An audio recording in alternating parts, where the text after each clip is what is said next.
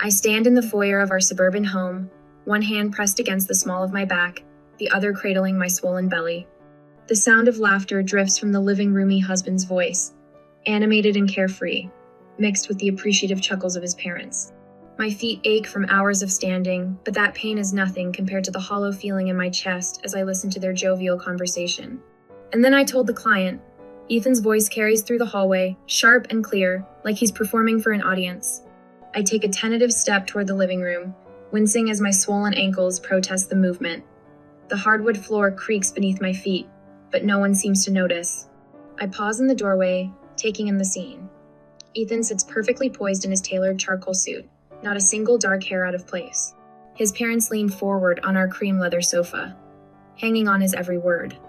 The evening light streams through the bay window, catching the dust motes dancing in the air, making everything look almost ethereal like a perfect family portrait. Almost. Ethan, I venture, hating how small my voice sounds. I couldn't find your whiskey at the store. The change is immediate. His shoulders stiffen, and when he turns to look at me, his eyes are cold, dismissive. What do you mean you couldn't find it? Did you even try the other locations? I checked 3 stores, I say, fighting to keep my voice steady. They were all out of that specific brand. He sighs, that particular sigh I've come to dread, the one that says I've disappointed him yet again. Sophia, you know how particular I am about my drinks, especially when my parents are here. I know, I'm sorry, There's that new liquor store on Mason Street. His mother interjects, her smile sharp as a knife. Surely you could try there. My feet throb at the mere thought of more walking. The doctor specifically told me to rest, to stay off my feet as much as possible this close to my due date. Ethan knows this. He was there at the appointment, or at least, his body was. His mind was probably on work, just like always. It's getting late, I say quietly, and the doctor said, "Oh, for God's sake." Ethan cuts me off, standing abruptly. He straightens his jacket with quick, irritated movements. "I'll go get it myself, since apparently that's too difficult for you to manage." The words hit like physical blows. I watch him grab his keys from the side table, not even sparing me a glance as he strides past. His parents exchange knowing, looks the kind that speak volumes about their opinion of their son's inadequate wife. "Don't wait up." Ethan calls over his shoulder, already halfway to the door. "We might grab dinner while we're out." The front door slams, and suddenly I'm transported back through months of similar moments. Early mornings, waking up to cold sheets and silence, Ethan are gone without a word. The day of my first ultrasound, sitting alone in the waiting room, watching other expectant mothers with their supportive partners. His text arrived 15 minutes after my appointment. Got held up in a meeting. Reschedule? The memories flood in, each one sharper than the last. Last week's prenatal checkup, where the doctor frowned at my blood pressure readings. "Is your husband helping with the housework?" she'd asked. I'd lied, nodding, thinking of the dishes I'd washed that morning, back aching, while Ethan sat in his home office on yet another important call. 3 days ago, struggling to carry groceries up our driveway. Ethan watching from the window, phone pressed to his ear, turning away as I dropped a bag. The oranges had rolled down the concrete, and I'd had to choose between picking them up or protecting my belly as I bent down. Our wedding photo stares back at me from the hallway wall. The happy couple they'd called us. Now the silver frame just reflects the cold glow of the hallway light, turning my smile into something fragile and uncertain. I trace my finger across the glass, remembering how many nights I've spent alone in this house, managing endless chores despite my growing exhaustion, while Ethan attended essential business dinners. My hands curl into fists at my sides. Each dismissal, each lonely moment, each casual cruelty, they're not just memories anymore. They're fuel. Something hot and fierce builds in my chest, different from the usual hurt. This feels like strength. I turn toward the unseen audience, you, whoever you are, watching this moment of revelation, and whisper, have you ever felt completely overlooked by someone you trusted? The words hang in the air, heavy with truth and possibility. My reflection in the hallway mirror shows a woman I barely recognize, spine straight despite the weight of my belly, eyes bright with unshed tears, and something else. Something like determination. My phone buzzes in my hand. Unknown number. My heart races as I stare at the screen, my finger hovering over the answer button. In this moment, standing in my silent house with my baby kicking beneath my ribs, I realize something has shifted. Whatever this call brings, I'm done being invisible. I take a deep breath and press answer. The engine hums beneath us as Ethan maneuvers through evening traffic, one hand loosely gripping the steering wheel, the other scrolling through his phone. My fingernails dig into the leather seat as another contraction ripples through me, but I bite back the whimper rising in my throat. He won't listen anyway. I've booked the beach house for next weekend, he announces, not even glancing in my direction. Mom's already planning the menu for Sunday brunch. The words take a moment to register through the fog of pain. Next weekend? My voice comes out thin, strained. Ethan, I'm due in less than 2 weeks. He sighs that familiar, dismissive sound that makes me feel 2 inches tall. The doctor said first babies usually come late. Besides, it's only a 2-hour drive. A sharper contraction seizes me, and this time I can't hold back my gasp. My hands fly to my belly, feeling it tighten like a vice. Something's wrong, I manage through gritted teeth. We need to go to the hospital. Don't be dramatic, Sophia. Ethan's voice carries that edge of irritation I've come to dread. You're just working yourself up over nothing, again. The contractions are coming faster now, each one more intense than the last. Sweat beads on my forehead as highway lights blur past the window. I fumble for my phone, trying to time the waves of pain, but my fingers are trembling too badly to unlock the screen. Pull over, I plead, panic rising in my chest. Please, Ethan, the baby. For God's sake! He slams his hand against the steering wheel. I have a conference call in 20 minutes. This attention-seeking behavior needs to stop.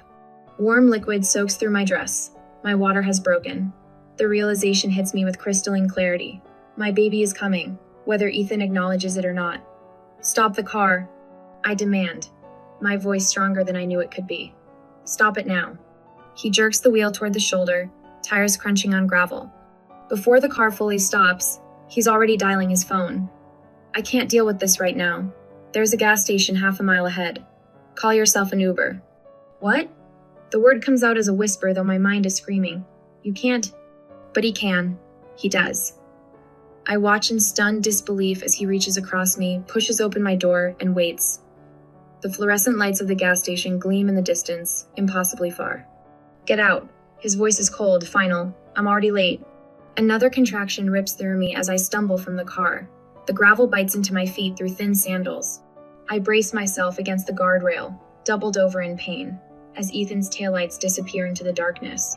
The sound of an approaching car makes me lift my head. Headlights sweep across me, then brake lights flash red. A car door slams. Oh my God, Sophia? A familiar voice cuts through my haze of pain. Mia, my neighbor, rushes toward me, her face twisted with concern. What happened? Are you in labor? I try to answer, but another contraction steals my breath. Through tear-blurred eyes, I see Mia's phone in her hand, already recording. She must have been filming something else, but now her camera captures the last glimpse of Ethan's retreating car, the empty shoulder of the road, my obvious distress. He left me. I choke out, the reality of it hitting me like a physical blow. He just left. I'm calling 911. Mia's arm wraps around my shoulders, steadying me. Her other hand still holds her phone, unknowingly documenting every moment of this betrayal. And then we're going to make sure everyone knows exactly what kind of man Ethan Carter really is. The wail of approaching sirens pierces the night. I lean into Mia's support, one hand cradling my belly, feeling my baby's movement beneath my palm. Something shifts inside Mena, just the baby, but something deeper. The fear and shock are still there, but beneath them burns a new emotion. Rage. Hold on, little one, I whisper to my child. We're going to survive this, and then we're going to make sure your father never hurts anyone else again. Through the haze of pain, I hear Mia speaking urgently into her phone, coordinating with the emergency responders. The evidence of Ethan's cruelty is safely recorded, though he doesn't know it yet. My hands shake, but my resolve hardens like steel. This night marks the end of his power over Mia, and he doesn't even realize it yet. I got it all, Mia says, her voice tight with controlled anger as she helps me toward her car. The whole thing. Him driving away, what he said, everything. She holds up her phone, its screen still recording. I was doing a sunset time-lapse for my photography blog when I saw you. Talk about right place, right time. Another contraction hits, and I grip her arm. The pain is different, now sharper, more insistent. The baby, I gasp. Something's happening. Mia's face sets with determination. She flags down an approaching ambulance, its sirens piercing the quiet suburban night. Over here! She's in active labor! The next few minutes blur into a cascade of motion and voices. Paramedics swarm around me, their questions coming rapid fire. Blood pressure, contraction timing, previous complications. Through it all, Mia stays close, her hand gripping mine, her phone safely tucked away with its damning evidence. "I'm coming with you," she insists, as they load me into the ambulance. To the paramedics, she adds, "I'm her emergency contact, her husband." She catches herself, but I hear the disgust in her voice. The ambulance races through darkened streets, each bump and turn intensifying my pain. But something else builds alongside Ida's fierce, unexpected strength. I think of Ethan, probably sitting in his pristine office by now, smugly conducting his conference call while I fight through labor alone. Number not alone. I look at Mia, this neighbor who's become more family to me than my own husband. "What would you do?" I ask her, my voice surprisingly steady despite another waves of contractions. "If the one you trusted let you down at your most vulnerable moment." She squeezes my hand, her eyes glinting with a mixture of compassion and steel. "I'd make sure they never had the chance to do it again." She pulls out her phone, showing me the video she captured. On the screen, Ethan's car speeds away, his callous words perfectly audible in the night air. "And honey, we've got everything we need to make that happen." I close my eyes as another contraction builds. But this time, the pain feels different. This time, it feels like power. Like the beginning of something, not just an ending. Somewhere in this city, Ethan sits in his clean, ordered world, not knowing that its foundations are already crumbling. Let him enjoy his perfect image while he can. The truth is safely captured, waiting like a loaded gun, and soon everyone will know exactly who Ethan Carter really is. I sit in my living room, watching Ethan's performance on the local news. He stands at a polished podium outside his company headquarters, every hair perfectly in place, his navy suit crisp despite the humid Atlanta afternoon. The sight of him makes my stomach clench. "These allegations are completely unfounded," he says, voice steady and practiced. "My wife's situation has been greatly dramatized by social media. I've always been a dedicated husband, and soon, to be father." Elijah stirs against my chest, and I adjust him gently. My newborn son seems to sense the tension in my body, his tiny fists clenching as Ethan's voice fills our home. A notification pings on my phone, another community message board post about the Carter family scandal. The headlines are spreading faster than Ethan's crisis management team can contain them. Local business leader abandons pregnant wife. Atlanta entrepreneur. Under fire for negligence, asterisk. "Turn it off," Mia says from beside me, reaching for the remote. "You don't need to watch this." But I can't look away. Ethan's mask is slipping. I see it in the tight set of his jaw, the slight tremor in his hand as he adjusts his tie. For the first time, others are seeing what I've known for months. The carefully constructed facade hiding a heart of ice. "The community remembers your generous donations," a reporter calls out.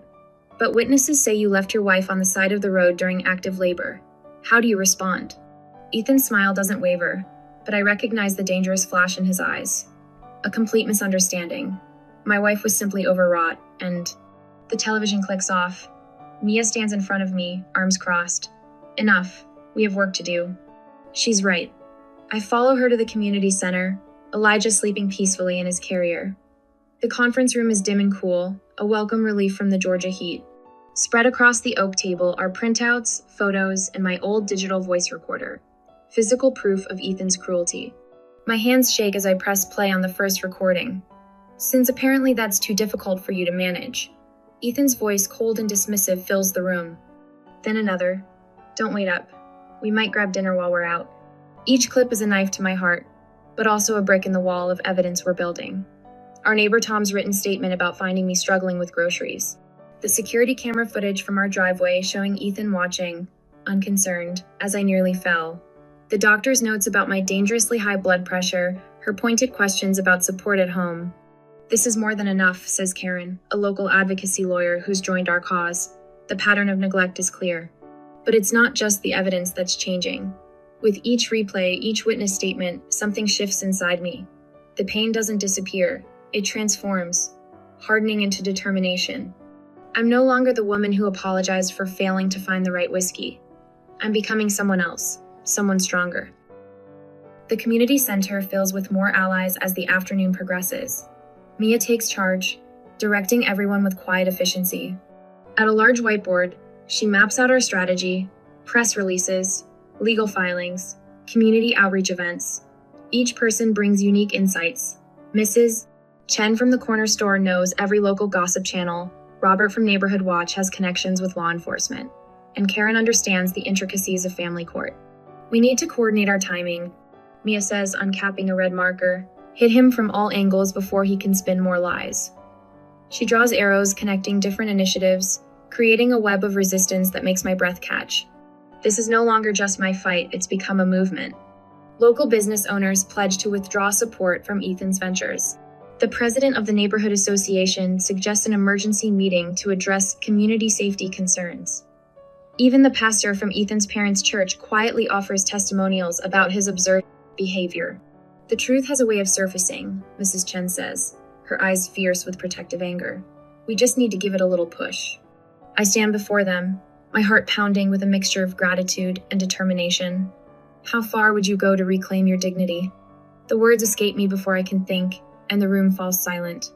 That's when Sarah, Ethan's former assistant, steps forward.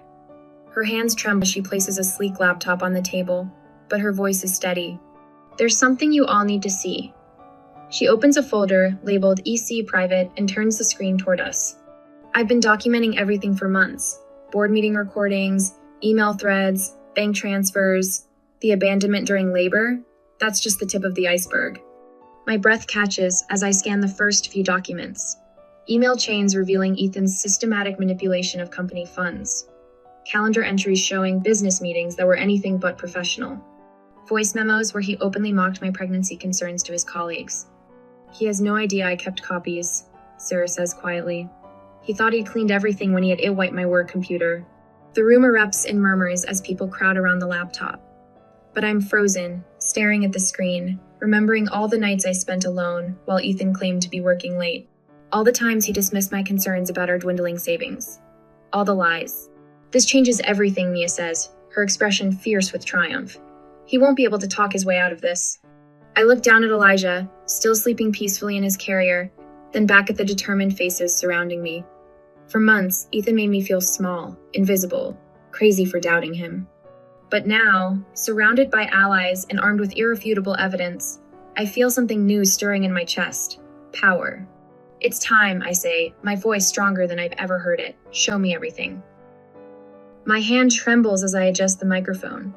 The historic brick walls of the Centennial Community Center loom above me, witnesses to countless community gatherings, but none quite like this. Hundreds of faces stare back at me from the audience, their expressions a mix of curiosity and anticipation. Behind them, the red lights of multiple news cameras blink steadily, ready to broadcast my truth to the world. Thank you all for coming, I begin, my voice stronger than I expected. Mia stands to my left, a silent pillar of support. My son Elijah sleeps peacefully in her arms, blissfully unaware that his mother is about to shatter his father's carefully constructed world. I take a deep breath and press play. The video fills the massive screen behind me. Even now, months later, watching the footage makes my chest tight. There's Ethan, impeccable in his designer suit, his face twisted with disdain as I double over in pain on the side of the road. His voice rings out, crystal clear through the community center's speakers. I don't have time for your dramatics, Sophia. The board meeting starts in 20 minutes. A collective gasp ripples through the audience. I force myself to watch their reactions instead of the screen, to stay present in this moment rather than getting lost in the memory of that night. Some people cover their mouths in shock. Others shake their heads in disgust. A woman in the front row wipes away tears. This was the night I went into premature labor. I say into the microphone, my voice steady despite the emotion threatening to choke me. The night my husband, a man celebrated in this community for his charitable works and family values, left his 9 months pregnant wife on the side of the road because a business meeting took priority. I gesture to my laptop, and a series of time-stamped recordings, screenshots, and documents appear on the screen. Each piece of evidence lands like a physical blow. Ethan's cruel dismissals captured on home security system, his gaslighting texts, social media posts where he painted himself as a devoted husband while I struggled alone through a difficult pregnancy. The evidence is irrefutable. I've made sure of that. A commotion erupts at the back of the room. I spot Ethan bursting through the doors, his face flushed with rage. His expensive shoes click against the hardwood floor as he storms toward the stage. But he's too late, the damage is already done. CNN's cameras are rolling, local news stations are broadcasting live, A number Ethan Carter exposed is already trending on social media. Within hours, Ethan's desperate countermeasures begin. I watch from Mia's living room as he appears on local television, his practiced smile now strained at the edges. My wife is clearly struggling with postpartum depression, he says smoothly to the interviewer. These allegations are completely fabricated. The feed cuts to footage from my press conference, his own voice contradicting his denials. His mother, Margaret, launches a social media campaign, posting carefully curated photos of family gatherings. But the comments beneath tell a different story. Where was he when she was in labor? Why are all these photos staged? I saw him that neither really did leave her. Mia squeezes my hand as we watch his carefully constructed defenses crumble. The community is ready, she says, pulling out her phone. Should we launch phase 2? I nod, and within minutes, the Centennial Community Center's parking lot fills again. This time, it's not just journalists, it's neighbors. Local business owners, teachers, nurses from the hospital where I gave birth. They carry signs, number Justice for Sophia, number No More Silence, number We Stand with Survivors. The movement grows faster than even Mia predicted. Local legal experts offer pro bono services. Activists organize demonstrations outside Eaton and Associates. The dedicated website we created crashes from too much traffic as thousands share their own stories of abuse and survival. Each coordinated response strips away another layer of Ethan's power. His business partners distance themselves. His PR firm issues a carefully worded statement about reevaluating their client relationships. His country club membership is quietly revoked, but it's at the final town hall meeting that I deliver the killing blow. The same community center fills one last time. Ethan sits in the front row, his suit slightly rumpled now, his confident smile replaced by dark circles under his eyes. He thinks he knows what's coming, more videos, more testimonies. He's wrong. I pull out a small USB drive, holding it up so the cameras can catch the light glinting off its surface. This drive contains every communication between my husband and the executives at Eaton and Associates. I announce, my voice carrying to every corner of the room. Every strategy they plan to discredit victims. Every scheme to bury the truth. The color drains from Ethan's face. He knows exactly what's on that drive, every cruel plan, every calculated deception, laid bare in his own words. I turn to face the audience.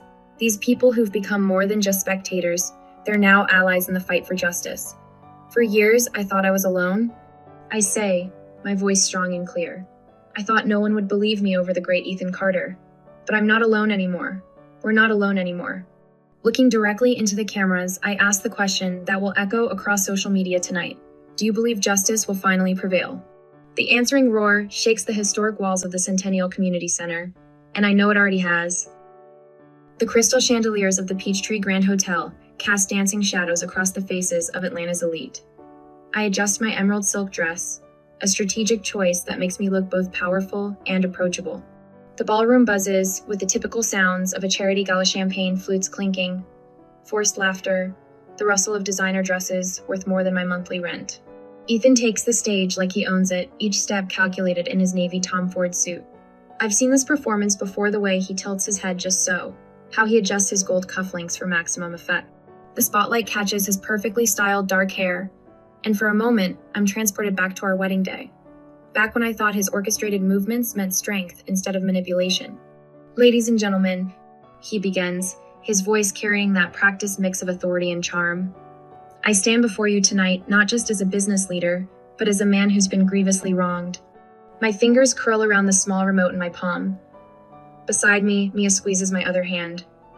The projector behind Ethan hums quietly, waiting. Any attempts to slander my reputation will be met with the full force of legal action. Ethan continues, his words dripping with manufactured sincerity. The allegations against me are not just false, they're malicious attempts to destroy everything we've built in this community. Now, I whisper, pressing the button. The screen behind him flickers to life. Ethan's voice fills the ballroom, but this time it's different, raw, unfiltered, cruel. The security footage plays in crystal clear quality. Ethan screaming at me to get out of his car, my pregnant form visible in the frame. The timestamp shows 2:17 a.m. The next clip. Ethan laughing with his colleagues about handling the wife situation while I was in labor. He spins around, face draining of color as he watches himself on screen. The audience's murmurs grow louder, more urgent. I stand, moving toward the stage with measured steps. You want to talk about slander, Ethan? My voice carries across the suddenly silent room. Let's talk about truth instead. More evidence floods the screen bank statements, showing his systematic financial abuse. Text messages revealing his coordinated gaslighting campaigns. Medical records documenting my stress-induced complications during pregnancy. Each piece lands like a physical blow, dismantling his carefully constructed facade piece by piece. These aren't allegations, I continue, my voice steady despite my racing heart. These are facts. Facts that show exactly who you are when the cameras stop rolling. The crowd's reaction is visceral. I see Mrs. Henderson, his biggest client, press a hand to her mouth in horror. Senator Wright, his golf buddy, slowly shakes his head. The community leaders who once hung on Ethan's every word now lean away from him, as if his presence has become toxic. You're twisting things, Ethan snarls, but his composure cracks. His hands shake as he grips the podium. This is clearly edited. Is it? I pull out my phone, turning up the volume. His voice fills the room again. Get out. I don't care if you're in labor. I have a meeting in the morning. The timestamp matches the hospital admission records projected on screen. A woman in the front row stands up and walks out. Then another. Soon, it's a steady stream of Ethan's former supporters abandoning their seats, their backs turned to his desperate attempts to explain.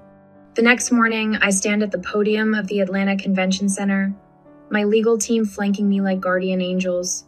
The room pulses with the energy of dozens of journalists, their cameras trained on my face. Miss Taylor, my attorney, places a reassuring hand on my shoulder as I begin. For too long, silence has been mistaken for consent, I say into the forest of microphones. Today, that silence ends. The evidence unfolds like a symphony piece building on the last. High-definition security footage from our neighborhood shows Ethan's pattern of neglect. Audio recordings capture his casual cruelty.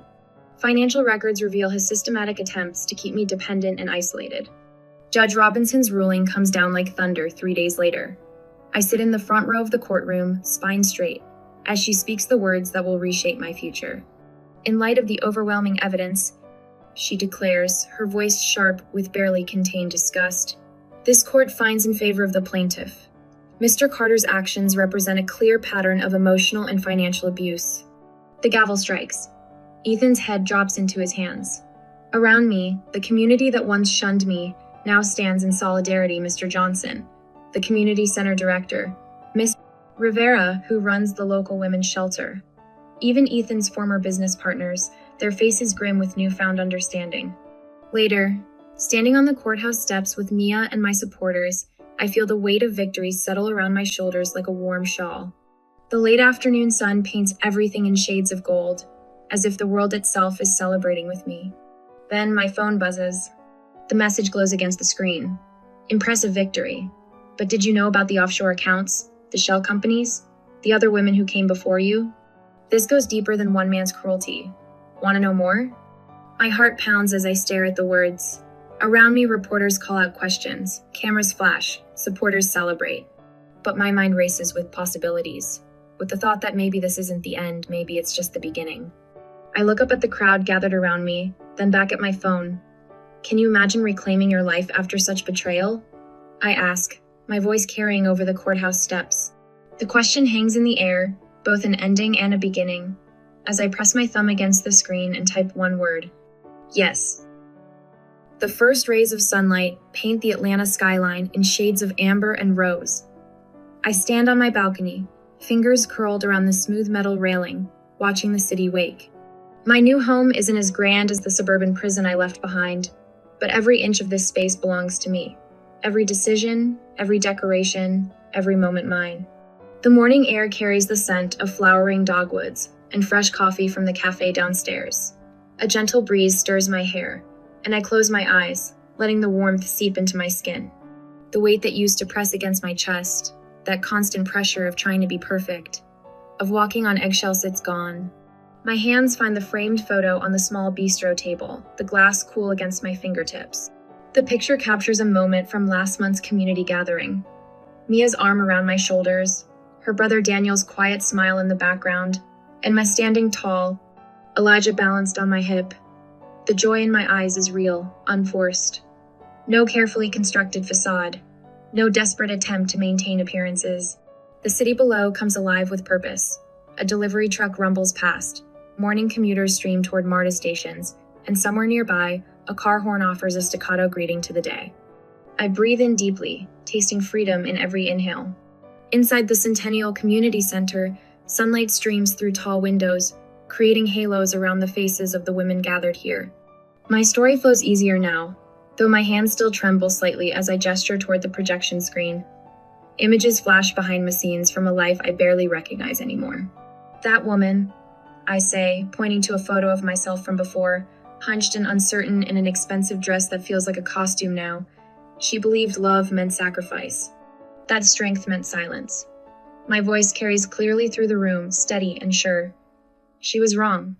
Heads nod in understanding. Some of these women have stories that mirror my own.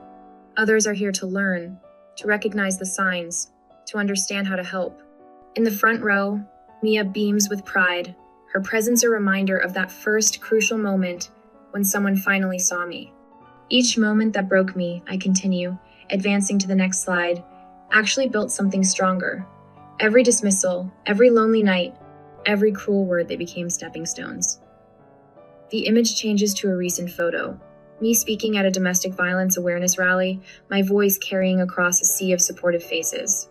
They led me here. The energy shifts as we move into the workshop portion of the session. At a table near the window, I notice a woman, Cassandra, according to her name, tag-dabbing at her eyes with a tissue. Her hands shake as she tries to complete the therapeutic art exercise we've provided. Without hesitation, I make my way to her side. It feels impossible now, I say softly, settling into the chair beside her. But that's just another lie they tell us. I guide her hand as she sketches, showing her how to transform her pain into something beautiful on the page. You're stronger than you know. A movement catches my eye, Daniel, Mia's brother, slipping quietly into the back of the room. Our eyes meet briefly, and his smile sends a warm flutter through my chest. It's too soon, we both know that. But there's something comforting in the way he looks at Minot, with pity or judgment, but with genuine admiration. He sees me as I am now, whole, strong, unbroken. As dusk settles over the city, I stand on the rooftop garden of my building. The lantern Mia gave me sits on the ledge, its soft light a beacon in the growing darkness. To guide you home, she'd said when she presented it, though we both knew I'd already found my way. Below, the last few attendees from today's support group mingle in the courtyard. Their voices drift up to me, carrying stories of survival, of hope, of transformation. I lift the lantern, watching its light dance against the deepening purple of the sky. What does freedom look like to you? I whisper to the city spread out before me, to the women gathering their strength below, to anyone who might be standing at their own crossroads tonight. The question hangs in the air, mingling with the soft music from the courtyard and the distant hum of traffic. My reflection in the rooftop's glass doors shows a woman I'm finally getting to know spine straight, eyes clear, heart open to whatever comes next. The lantern's light catches in my hair, creating a soft halo effect. I smile, recognizing the symbolism Mia intended with her gift. Sometimes we need someone else to light the way before we can become our own beacon. The city lights twinkle below, 1,000 tiny stars mirroring the ones emerging above. Each one represents a story, a struggle, a triumph. Mine is just one among many, but it's mine. Finally, completely, mine.